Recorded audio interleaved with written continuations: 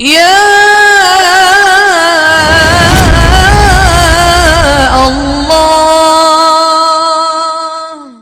سخی بنو، سچے بنو. اللہ کو بخیل سے محبت نہیں ہے اور سخی سے تعلق توڑتا نہیں اور بخیل سے جوڑتا نہیں. ایک دفعہ شیطان نے ایک بنی اسرائیل کا واقعہ، ایک آدمی سے ملاقات کی تو اس نے کہا شیطان سے ایک راز کی بات تو بتا دے. کہنے لگا کیا؟ کہ تیرے یار کون ہے، تجھے پسند کون؟ کہنے لگا تین مجھے بڑے پسند. ایک جو شراب پیتا ہو، نشہ کرتا ہو، ایک جو غصے والا ہو، قابو نہ کرتا ہو، ایک جو بخیل ہو، کسی پہ خرچ نہ کرتا ہو. یہ تین میرے بڑے گھاٹے آ رہے ہیں. اور اگلی یہ کیا کہ کسی بدبخت میں تینوں کٹھی ہو گئی، غصہ بھی، بخل بھی، شراب بھی، تو پھر وہ پیر ہوتا ہے اور میں مرید ہوتا ہوں. پھر وہ میرے تو بھی بڑا شیطان ہے. تو پہلے آپ لوگ ان تاجروں کو سچائی سکھائیں، دیانتداری سکھائیں، سخاوت سکھائیں، اللہ کے لیے قربانی دینا سکھائیں. کہ اللہ نے روک دیا، ختم. اللہ نے کہا یہ کام نہیں کرنا، ختم. سود نہیں کرنا، ختم. جھوٹ نہیں بولنا، ختم. دھوکہ نہیں دینا، ختم. سچائی دیانتداری پہ جمنا ٹھیک ہے، جاتا ہے تو جائے، آتا ہے تو آئے. رزق تو اللہ کے خزانوں میں ہے. اس معاشرے کے ساتھ یہ نسل اگر چلے گی تو وہی کرے گی جو یہ کر رہے ہیں. پھر آپ لوگوں کے پاس بھی جمع تفریق ہی ہے، جمع تفریق، جمع تفریق، جمع تفریق. ان کے سارے دماغ جمع تفریق میں کھپ جاتے ہیں. انہیں پتہ ہی نہیں میرا نبی کون تھا، کیا تھا. کبھی سنتے ہی نہیں ہمارے نبی کون تھے، کیا تھے.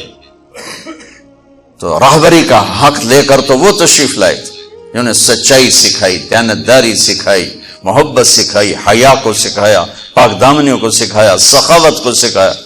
حضرت علی سے کسی نے پوچھا کوئی حسرت، حضرت علی سے کسی نے کوئی حسرت. کہنے لگے جتنا علم تھا اتنا کسی نے لیا نہیں، جتنی سخاوت تھی اتنا کسی نے مانگا نہیں، جتنی سخاوت تھی اتنا کسی نے مانگا نہیں. یہ دو حسرت ہیں میرے دل.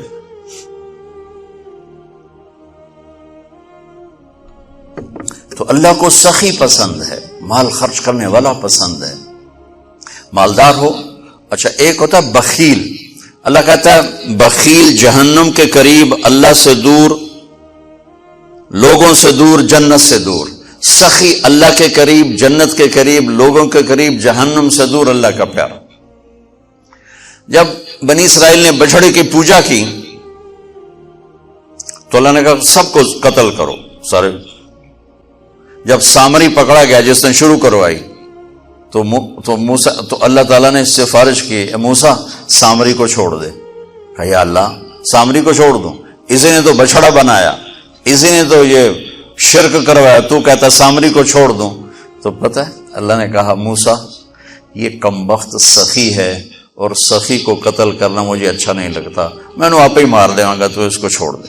اس کا کفر تھا، نفاق تھا، لیکن سخاوت اس کو قتل سے بچا گئی. تو مالدار اس اللہ نے زکات ادنا درجہ ہے، زکات ادنا درجہ ہے سخاوت کا. زکات دینے سے آدمی بخیلوں سے نکل آتا ہے اور سخیوں میں داخل نہیں ہوتا. بین بیچ میں آ کے کھڑا ہو جاتا ہے. اس پر بخیل کا لیبل بھی نہیں اور اس پر سخی کا لیبل بھی نہیں، درمیان میں آ جاتا ہے. ایک دفعہ خسرو پرویز کے دربار میں ایک مچھیرا مچھلی لے کر آیا، اس کو بڑی اچھی لگی. انہوں نے کہا اس کو 4000 درہم دے دو، کہیں 4000 دینار دے دو.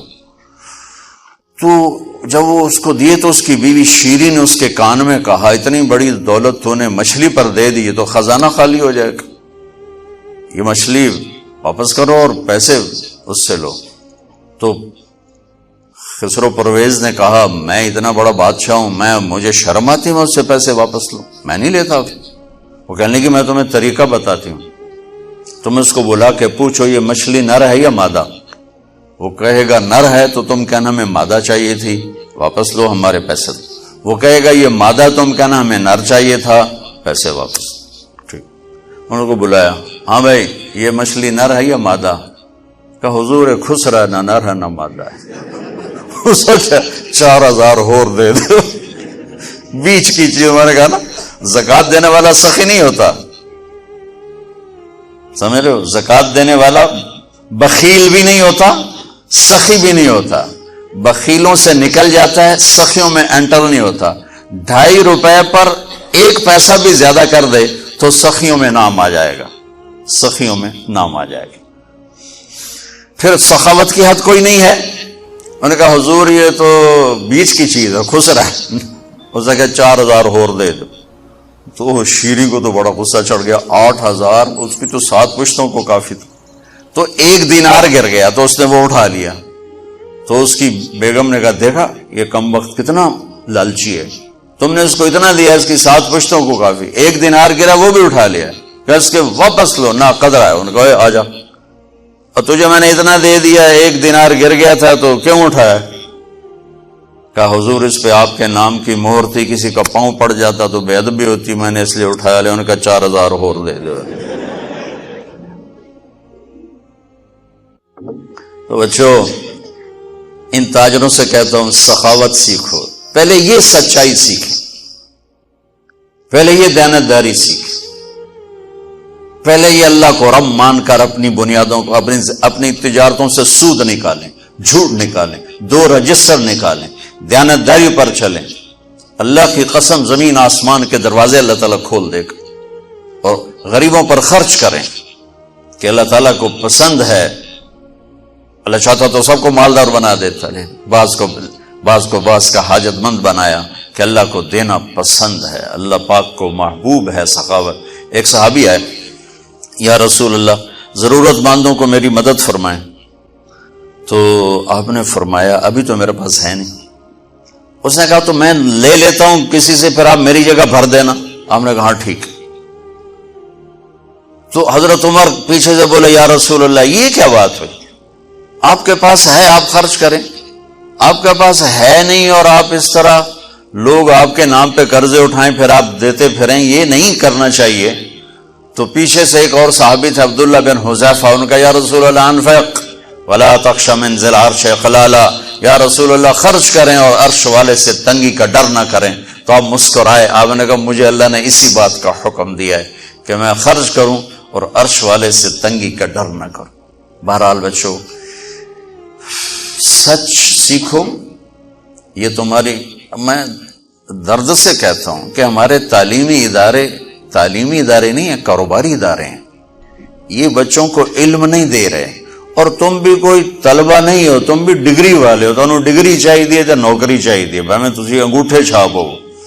تمہیں علم کا شوق نہیں، انہیں دینے کا شوق نہیں.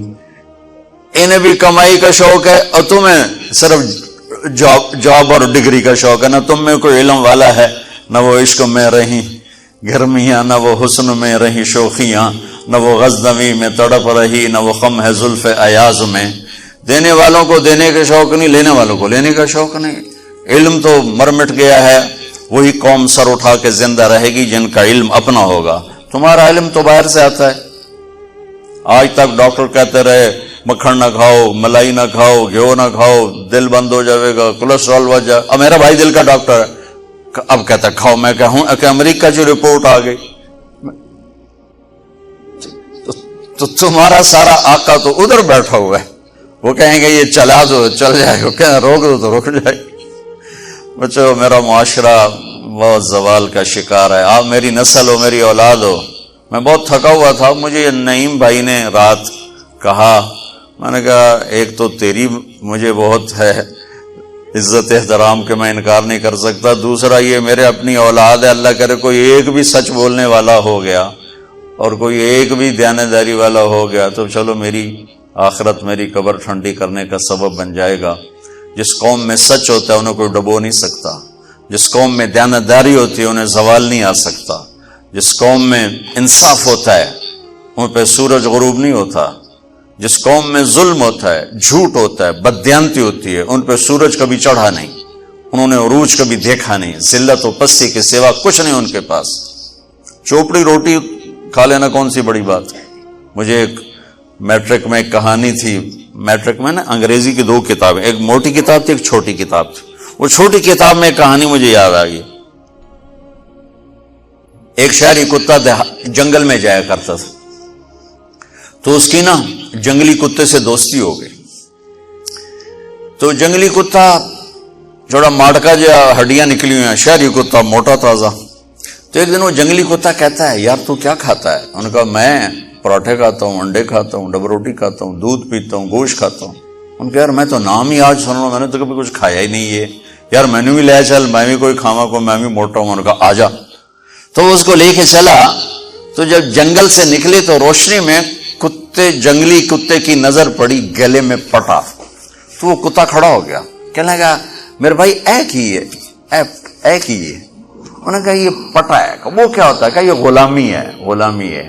میں کسی گھر کا ملازم ہوں, غلام ہوں, ان کا پہرا دیتا ہوں, ان کی راکھی کرتا ہوں, ان کی نوکری کرتا ہوں, پھر وہ مجھے انڈے کھلاتے ہیں, پراٹھے کھلاتے ہیں, پتہ نہیں کیا. انہوں نے کہا میرے بھائی تجھے تیرے پراٹھے مبارک, مجھے میری آزادی مبارک. میں آزادی میں بھوکا رہوں, یہ مجھے زیادہ پسند ہے اس سے کہ کسی کی نوکری کر کے اور میں کسی کا غلام بن کے میں یہ انڈے پراٹھے کھاؤں. پوری امت مسلمہ اس وقت وہ شہری کتے کی مثال ہے. تو میرے عزیزو, سچائی پر آؤ, دیانتداری پر آؤ, انصاف پر آؤ, محبت پر آؤ, درگزر پر آؤ. آپ ابھی بچے ہو, والدین کو عزت دو, والدین کی قدر کرو, اپنے اساتذہ کی قدر کرو. اساتذہ سے ہمارے نصاب میں انسانیت کا کوئی درس ہی کوئی نہیں کہ انسان اچھا انسان کیسے بنتا ہے. وہ تو بنتا ہے رسول پاک کی زندگی کو دیکھنے سے. وہ زندگی ہمارے پاس ہے نہیں, ہم نے سیکھی نہیں, ہمارے سامنے نہیں. تو مختصر سے وقت میں آپ کو کیا کہہ سکتا ہوں. کوئی بات دل کو لگی ہو تو لے لینا, نہ لگی ہو تو فقیرانہ آئے صدا کر چلے, میاں خوش رہو ہم دعا کر چلے. یہ تبلیغ کا کام اسی کو سیکھنے کی محنت کہ جب آپ لوگوں کو چھٹی ہو, موقع ملے تو کچھ دن جانا, انشاءاللہ بہت فائدہ ہوگا بچوں, بہت فائدہ ہوگا. یہ زندگی کو پلٹ دینے والی محنت ہے.